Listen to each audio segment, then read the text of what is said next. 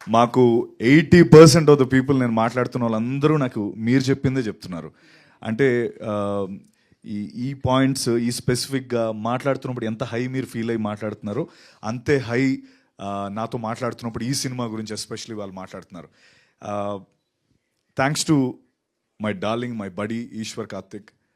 ఎందుకంటే ఈ సినిమా ద్వారా నన్ను రాటు తేల్చేసాడు మనిషిగా. నేను మనిషిగా A to B ట్రాన్స్ఫార్మ్ అయిపోయాను ఎవ్రీ విచ్ వే. అంటే అది నాకు ముందు కొంచెం కాన్ఫిడెన్స్ తక్కువ ఉండేది మాట్లాడేటప్పుడు. స్టేజ్ పైకి వచ్చి కొంచెం ధైర్యంగా మాట్లాడడానికి కొంచెం తక్కువ ఉండేది. లేదా అంటే కెమెరా ముందు చెత్త కొట్టేస్తాను. అది అంటే చెత్త కొట్టేస్తానని నేను అనుకుంటున్నాను. అక్కడ నాకేం భయం లేదు. కానీ ఇలా మాట్లాడేటప్పుడు లేకపోతే ఎక్కడో ఒక ఇన్సెక్యూరిటీ ఉండేది. బడీ వాట్ యూ థింక్, మనం కొడుతున్నామారా ఏంటి, సినిమా కొంచెం ప్రాసెస్లో వెళ్తున్నప్పుడు కొన్నిసార్లు ఆగింది, ముందరికి వెళ్తుంది, కొన్నిసార్లు ఏదో మాకు ఇష్యూస్ వచ్చాయి. ప్రతిసారి రాత్రి 2 గంటలకి 3 గంటలకి నేను మాట్లాడుకునే వాళ్ళం. అప్పుడు తను నాకు నా బర్త్డేకి ఒక వీడియో పంపించాడు. ఆ వీడియో ఏంటంటే అందులో రాసిపెట్టి ఉంటుంది అనమాట. అందులో వీడియో సారాంశం ఏంటంటే, trust the process, God's plan. God నీకు ఓన్లీ విజన్ ఒకటే చెప్తాడు. అంటే నీకు ఈ సినిమా హిట్ అవ్వాలి అని మాత్రం నీకు బుర్రలో వచ్చేలా చెప్తాడు తప్ప హిట్ అవ్వడానికి నువ్వు పడే తాపత్రయం, నువ్వు పడే లోటుపాటు, లేకపోతే నీకు పడే బాధలు ఇవన్నీ గాడ్ చెప్పడు. ఎందుకంటే ఒకళ్ళు చెప్తే నువ్వు ఆ సినిమా చేయవు. వదిలే బాబు నాకెందుకు ఇది, హ్యాపీగా ఇంట్లో కూర్చుంటాను ఏసీ కింద, లేకపోతే ఐటీ ఉద్యోగం చేసుకుంటాను అనుకుంటావు అని చెప్పి దాని సారాంశం. నిజంగా తన ఆ వీడియో నాకు పంపించిన రోజు నుంచి ఈ రోజు వరకు జరిగిన ప్రతీది ఒక గ్రేటర్ గుడ్ కోసమే, ఒక గ్రేటర్ పని కోసమే. అంటే ఈరోజు ఈ సినిమా అన్నయ్య చెప్పినట్టు బొమ్మ సూపర్ హిట్ అవ్వడం కోసమే అని మేము నమ్మాం. ఈరోజు నిజంగా అది ఆ బొమ్మ సూపర్ హిట్ అయ్యింది. అండ్ ఇంకో విషయం, సో నేను రాటు తేల్చాడు అన్నానే, అది ఎందుకో కూడా చెప్తాను.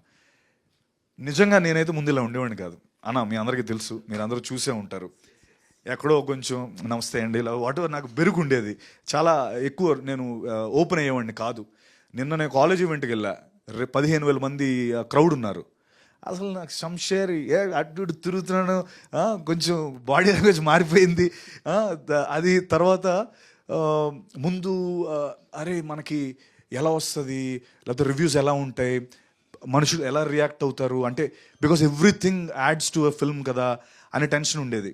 ఈ రోజున దానికి అతీతంగా సినిమా హిట్ అయింది.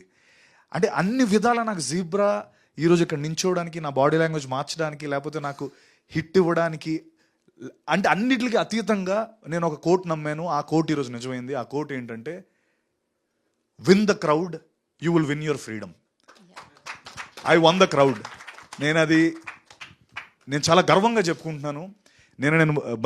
నిన్న మొత్తం స్టార్టింగ్ 20వ తారీఖున ప్రీమియర్ వేసాం. 20వ తారీఖు ప్రీమియర్ వేసాం. అది ఊరికే జస్ట్ తెలుసుకుందాం వైబ్ ఏంటి అని చెప్పి. తర్వాత 21వ తారీఖు 9 ప్రీమియర్లు వేసాం. 22, 23, 24 ఈరోజు. ప్రతిసారి ఇప్పటికి నేను ఒక 25 షోలకి వెళ్ళాను. 25 షోలు రన్నింగ్ షోస్కి వెళ్ళాను. 25 డిఫరెంట్ షోస్లోని ఎక్కడైతే నెంబర్ 1 షోలో ఎక్కడైతే నవ్వుతున్నారో, ఎక్కడైతే హూట్ చేస్తున్నారో, ఎక్కడైతే అరుస్తున్నారో, నిన్న మల్లికార్జున్ 800 థియేటర్ కెపాసిటీ ఫుల్ అయిపోయింది. అక్కడ సేమ్ రియాక్షన్, ఇంకా ఎక్కువ ఎరప్ట్ అవుతున్నారు. నేను నిజంగా నాకు ఈ సినిమా ద్వారా మీరు నాకు ఇచ్చిన కాన్ఫిడెన్స్ ఏంటంటే, అన్నిటికీ అతీతంగా సినిమా ఆడుతుంది, అన్నిటికీ అతీతంగా సినిమా ఆడుతుంది అన్నదానికి నాకు మీరు చాలా కాన్ఫిడెన్స్ ఇచ్చారు. ఈ మాటను ఎందుకు చెప్తున్నానంటే ఏం లేదు, బేసికలీ ఇప్పుడు అంటే ఎవరిని నేను ఉద్దేశించో లేకపోతే దేనికే కాదు, అంటే 80 మనం మామూలుగా మేము జనాల కోసమే, మేమందరం సినిమా జనాల కోసమే చేస్తాం. లేకపోతే ఇప్పుడు అంటే ఏం లేదు, బేసికలీ 95%, 80% మా సినిమాకి పాజిటివ్ వచ్చింది. ఇంకా 95 కూడా తీసేస్తా, 90 తీసేస్తా, 80% పాజిటివ్ వచ్చింది. ఓ 20% నెగిటివ్ ఉంది. అయితే ఈ 20% నెగిటివ్ చాలా నెగిటివ్ ఉంది. అంటే 80% చాలా పాజిటివ్ ఉంది. నాకేమైందంటే, అరే మేము సినిమాలు జనాల కోసమే చేస్తున్నాం, మీరు వాట్ ఎవర్ రివ్యూస్ అవన్నీ జనాల కోసమే ఇస్తున్నారు. బట్ మా దాంట్లో మాకు అర్థమైంది, మేము 80% జనాలకు దగ్గరగా ఉన్నాం, మీరు 20% ఉన్నారు దగ్గరగా. 80% మీ రివ్యూతో ఏకీవించట్లేదు. అది ఏదైనా కావచ్చు. అంటే నేను మామూలుగా I'm just saying it because I've seen it. ఇది నా ముందు సినిమాలకి చాలా నేను చూశాను, అరే మన సినిమా బాగాలేదురా భయ్, లేదురా వాళ్ళు చెప్పింది కరెక్టే. నేను ఏ రోజు కూడా ఎప్పుడు కూడా నేను దాన్ని కౌంటర్ చేయలేదు. ఎందుకంటే యా దట్స్ రైట్, వాళ్ళు చెప్పింది రైటే అని అనుకున్నాను.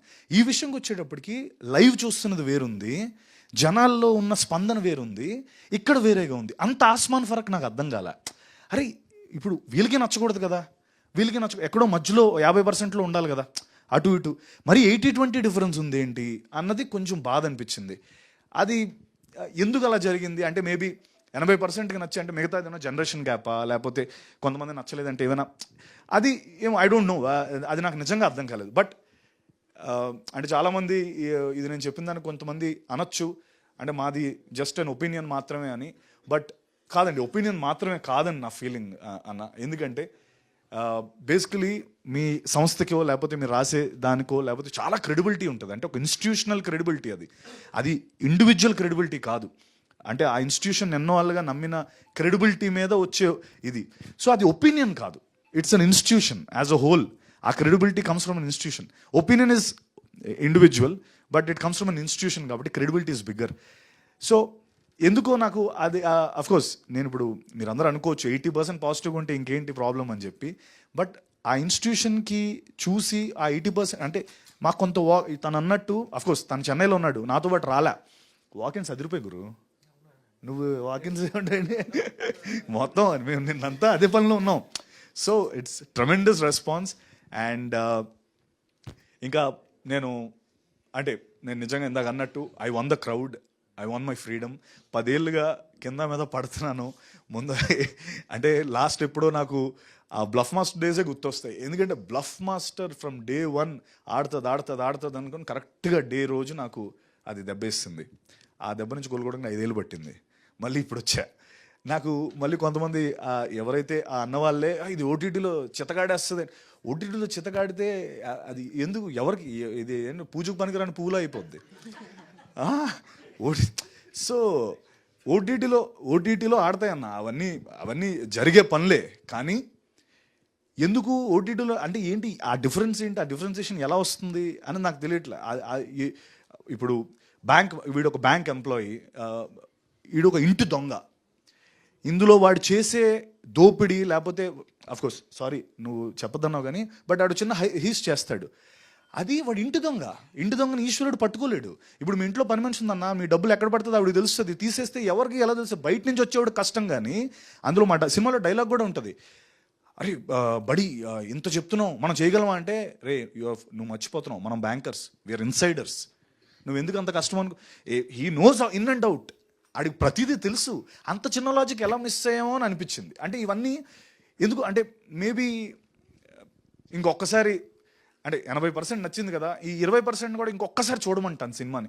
ఎందుకో ఎక్కడో మీరు కొంచెం ల్యాప్స్ అవ్వడం లేకపోతే కొద్ది మిస్ అవ్వడం. బికాస్ ప్రతి పాయింట్ ఫస్ట్ హాఫ్ నుంచి సెకండ్ హాఫ్ వరకు పే ఆఫ్స్ ఉంటానే ఉంటాయి.